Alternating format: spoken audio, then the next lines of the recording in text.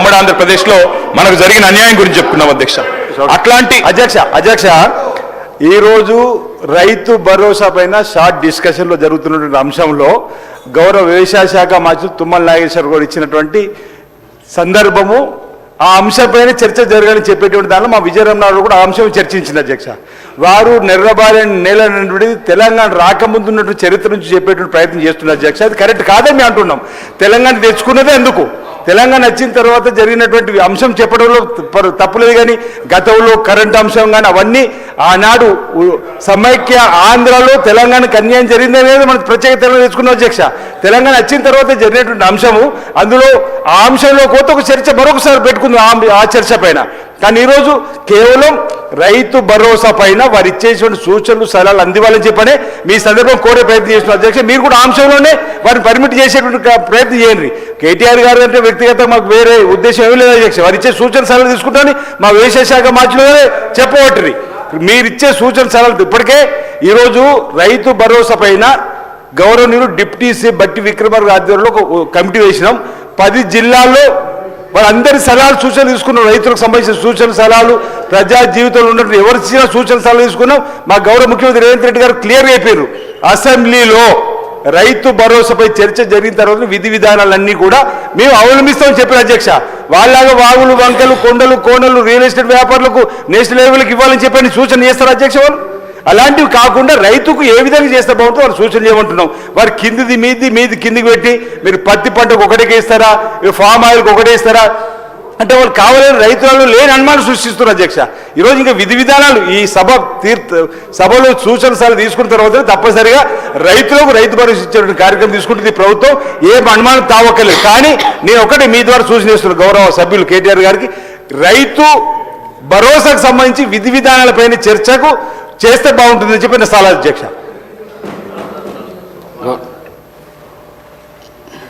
అధ్యక్ష, సభ సజావుగా జరగాలనేటువంటిది మీ ఉద్దేశం. కోఆపరేట్ చేయమని మాకు అడుగుతుండ్రు, మేము కూడా కోఆపరేట్ చేస్తున్నాం. ఈరోజు షార్ట్ డిస్కషన్ పెట్టింది రైతు భరోసా విషయంలో మంత్రి గారు స్పష్టంగా చెప్పారు. మరి గౌరవ కాంగ్రెస్ శాసనసభ్యులు మాట్లాడినప్పుడు విపు గారు ఇక్కడే ఉన్నారు. అంటే వారు చెప్పింది ఖాళీ రైతు భరోసా మీద సూచన చేసిండా? రైతు భరోసా అన్నప్పుడు ఈ రాష్ట్రానికి సంబంధించినటువంటి గత ప్రభుత్వంలో చేసినటువంటి రైతు బంధు విషయంలో కానివ్వండి, మనకున్నటువంటి సమైక్య ఆంధ్రప్రదేశ్ రాష్ట్రంలో జరిగినటువంటి పరిణామాలు, ఆ తర్వాత 2014 నుంచి ఇప్పటి వరకు జరిగినటువంటి అంశాలు కూడా లింక్ అయి ఉంటాయి అధ్యక్ష. అంతేగాని 2 నిమిషాలలో మీరు ఇది చెప్పాలనేటువంటి పద్ధతిలో మీరు చెప్పడం కరెక్ట్ కాదు. రెండోది నా రిక్వెస్ట్ అని ఏంటంటే, స్పీకర్ గారు పర్మిషన్ ఇచ్చినప్పుడు గౌరవ శాసనసభ్యులు మాట్లాడిన తర్వాత మా శాసనసభ్యులు కేటీఆర్ గారు మాట్లాడుతున్నప్పుడు మీరు కొద్దిగా వినే ఓపికతో వింటే సభ సజావుగా జరుగుతుంది. మళ్ళీ మీరు అడుగుతారు, మేము అడుగుతాము, అనవసరంగా లేనిపోని కాంట్రవర్సీ అవసరం లేదు కదా. రాష్ట్రంలో రైతాంగం ఇబ్బంది పడుతున్నారు. మా కోసం ఈ రైతు భరోసా ద్వారా మేలు జరుగుతుందన్నటువంటి ఆలోచనతోని మీరు ఇచ్చినటువంటి హామీని దృష్టిలో ఉంచుకొని వాళ్ళు వెయిట్ చేస్తున్నారు ఏం మాట్లాడతారని.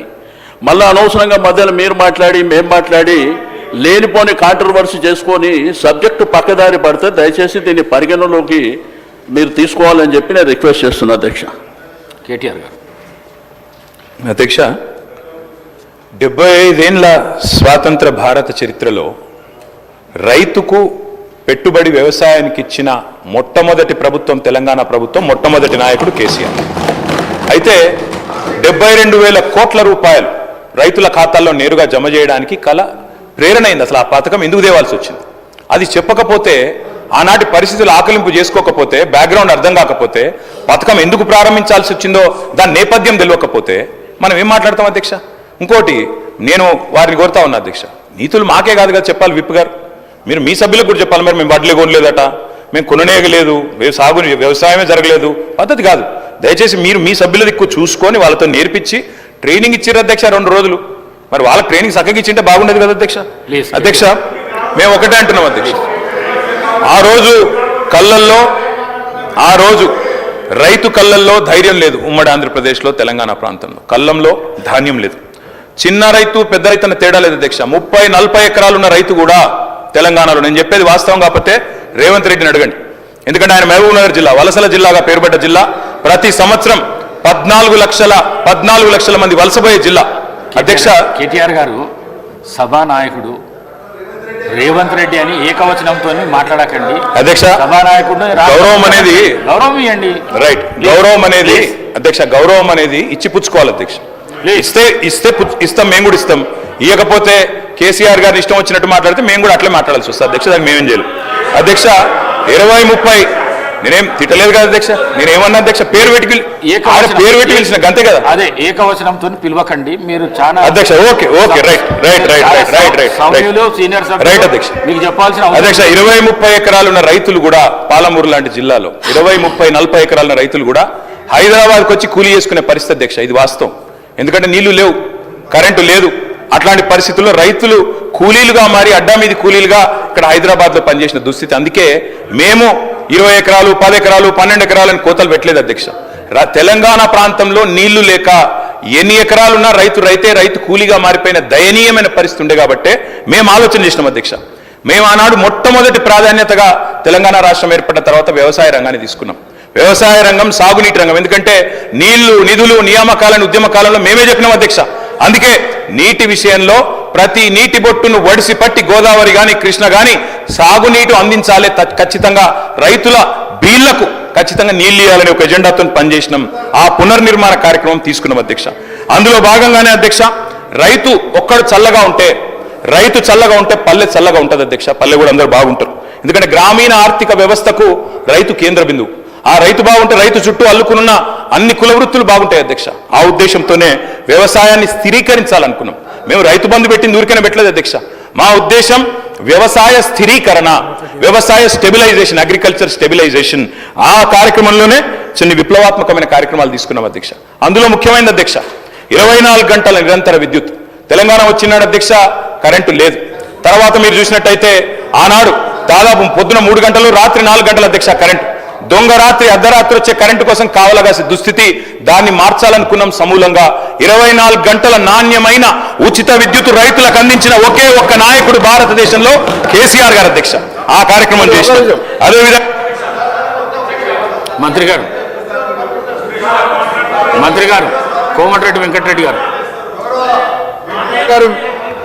మీ అనుమతితో పర్మిషన్తో సభను ఎప్పుడు కూడా తప్పుతో పట్టించే విధంగా 10 ఏళ్ళు మంత్రిగా పనిచేసిన సీనియర్ శాసనసభ్యులు 24 గంటలు ఇచ్చినామని చెప్పినప్పుడు మధ్యలో మా పిసిసి ప్రెసిడెంట్గా ఉన్నవారు అమెరికాలో ఏదో మాట్లాడితే నేను అప్పుడు ఇమీడియట్గా నెక్స్ట్ డేనే బండ సోమవారం అని భువనగిరి మండలం ఒక సబ్స్టేషన్కి వెళ్ళి లాగ్ బుక్ చెక్ చేయించి 4 నెలలకి లాగ్ బుక్ చెక్ చేయించి ఆపరేటర్తోనే నేను ఇంటర్వ్యూ తీసుకొని ఎన్ని గంటలు వస్తున్నాయంటే 10-11 గంటలు సార్, రికార్డు ఉంది సార్, నేను పంపిస్తాను మీకు.